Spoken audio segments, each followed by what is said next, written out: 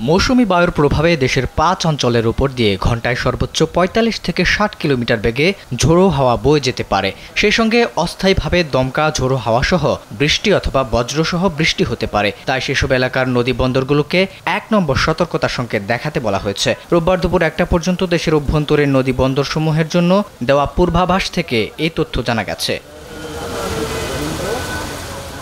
পূর্বাভাসে বলা হয়েছে, খুলনা, কুমিল্লা, চট্টগ্রাম, কক্সবাজার ও সিলেট অঞ্চলের উপর দিয়ে দক্ষিণ অথবা দক্ষিণ পূর্ব দিক থেকে ঘন্টায় ৪৫ থেকে ৬০ কিলোমিটার বেগে অস্থায়ীভাবে দমকা ঝোড়ো হাওয়াসহ বৃষ্টি অথবা বজ্র বৃষ্টি হতে পারে। এসব এলাকার নদী বন্দরগুলোকে ১ নম্বর সতর্কতার সংকেত দেখাতে বলা হয়েছে। এছাড়া রাত এবং দিনের তাপমাত্রা অপরিবর্তিত থাকতে পারে।